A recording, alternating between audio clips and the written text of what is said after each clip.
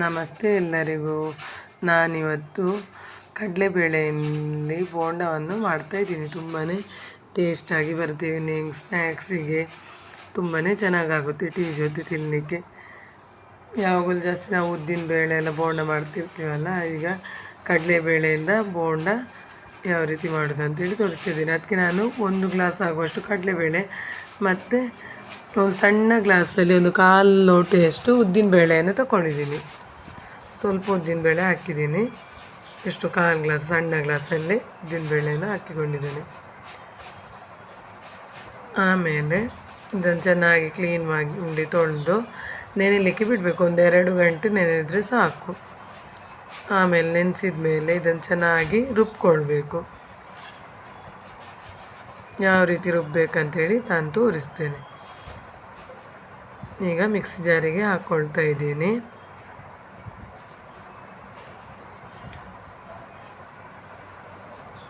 ಆಮೇಲೆ ಸ್ವಲ್ಪ ನೀರು ಹಾಕಿ ಚೆನ್ನಾಗಿ ಪೇಸ್ಟಾಗಿ ಗ್ರೈಂಡ್ ಮಾಡ್ಕೊಳ್ಬೇಕು. ನೋಡಿ, ಈ ಹದದಲ್ಲಿ ದಪ್ಪ ಇರಬೇಕು ಮಾತ್ರ.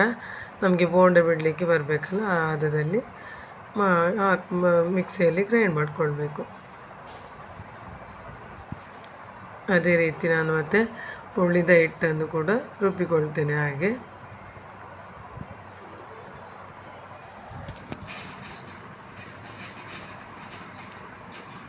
ನೋಡಿ, ಈ ನೈಸಾಗಿ ರುಬ್ಕೊಳ್ಬೇಕು. ಈ ಹದದಲ್ಲಿ ಗಟ್ಟಿ ಇರಬೇಕು, ತೆಳು ನೀರಾಗಬಾರ್ದು. ಈ ಹದದಲ್ಲಿ ರುಬ್ಕೊಂಡಿದ್ದೀವಿ. ಆಮೇಲೆ ಒಂದು ಅರ್ಧ ಗ್ಲಾಸ್ ಆಗುವಷ್ಟು ಗ್ರಾಮ್ ಫ್ಲೋರು ಕಡಲೆ ಹಿಟ್ಟು ಹೇಳ್ತೀವಲ್ವ, ಕಡಲೆ ಹಿಟ್ಟನ್ನು ತಗೊಂಡಿದ್ದೀನಿ. ಅದನ್ನು ಈ ಮಿಕ್ಸಿ ಗ್ರೈಂಡ್ ಮಾಡಿದ್ದಕ್ಕೆ ಹಾಕ್ಕೊಳ್ತಿದ್ದೀನಿ ಪೌಡರನ್ನು. ಆಮೇಲೆ ರುಚಿಗೆ ತಕ್ಕಷ್ಟು ಉಪ್ಪು,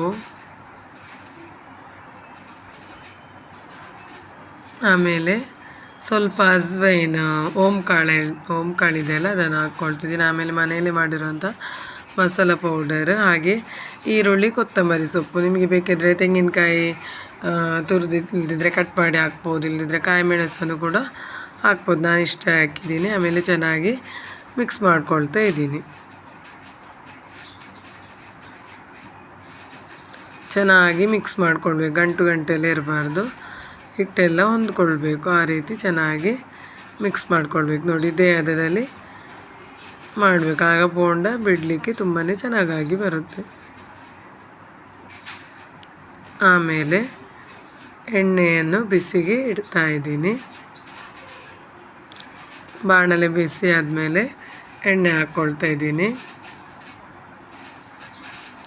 ಎಣ್ಣೆ ಜಾಸ್ತಿ ಹಾಕಿದರೆ ಅದು ಮತ್ತೆ ಉಳಿದು ಅದು ಮತ್ತೆ ಬೇರೆ ಫುಡ್ಡಿಗೆ ಹಾಕಿದರೆ ಅಷ್ಟು ಆರೋಗ್ಯಕ್ಕೆ ಒಳ್ಳೆಯದಲ್ಲ. ಅದಕ್ಕೆ ನಾನು ಸ್ವಲ್ಪ ಎಣ್ಣೆ ತಗೊಂಡು ಫ್ರೈ ಆದಮೇಲೆ ಆಮೇಲೆ ನಾನು ಯೂಸ್ ಮಾಡಲ್ಲ ಬೇರೆ ಎಣ್ಣೆ, ಅದೇ ಎಣ್ಣೆಯನ್ನು.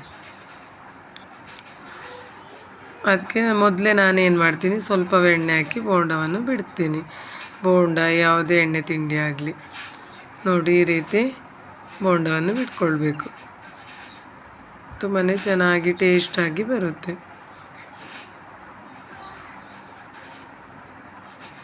ಸ್ವಲ್ಪ ಹೊತ್ತು ಬಿಟ್ಟ ಮೇಲೆ ಹಾಗೆ ಬಿಡಬೇಕು. ಅದು ತನ್ನಿಂತಾನೇ ಎದ್ದು ಬರುತ್ತೆ, ಅಲ್ಲಿವರೆಗೆ ಬಿಡಬೇಕು.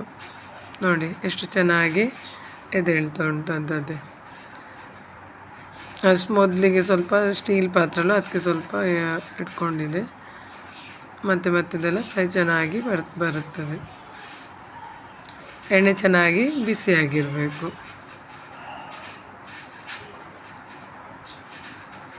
ಬೋಂಡ ಅಂತೂ ತುಂಬಾ ಚೆನ್ನಾಗಿ, ಮಕ್ಕಳಿಗೆಲ್ಲ ತುಂಬಾ ಇಷ್ಟ ಆಗುತ್ತೆ. ಸಂಜೆ ಹೊತ್ತು ಸ್ನ್ಯಾಕ್ಸಿಗೆ ಒಳ್ಳೆಯ ರೆಸಿಪಿ ಅಂತಲೇ ಹೇಳ್ಬೋದು. ಸುಲಭದಲ್ಲಿ ನೆನೆಸಿಟ್ಟಿಟ್ರೆ ಆಯಿತು. 1-2 ಗಂಟೆ ನೆನೆಸಿದರೆ ಸಾಕು, ಜಾಸ್ತಿ ಹೊತ್ತು ನೆನೆಸಿಡ್ಬೇಕಂತೇನಿಲ್ಲ. ತುಂಬಾ ಚೆನ್ನಾಗಿರುವ ಸ್ನ್ಯಾಕ್ಸ್ ರೆಸಿಪಿ ರೆಡಿಯಾಗಿದೆ.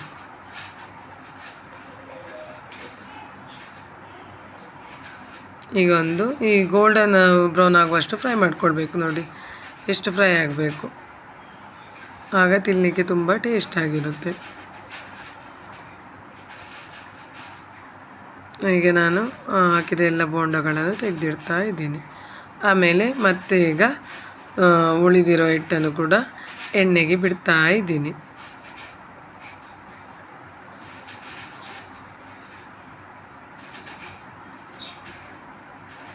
ಉಳಿದಿರೋ ಬೋಂಡದ ಹಿಟ್ಟನ್ನು ಎಲ್ಲ ಬಿಡ್ತಾ ಇದ್ದೀನಿ. ಎಣ್ಣೆ ಕಾದಿದ್ರೆ ಬೇಗನೆ ಚೆನ್ನಾಗಿ ಫ್ರೈ ಆಗುತ್ತೆ. ಬಾಣಲೆಯಲ್ಲಿ ಎಷ್ಟು ಹಿಡಿಯುತ್ತೆ ಅಷ್ಟು ಬಿಡ್ತಾ ಇದ್ದೀನಿ. ನೋಡಿ ಎಷ್ಟು ಚೆನ್ನಾಗಿ ಬಂದಿದೆ ಅಂತೇಳಿ.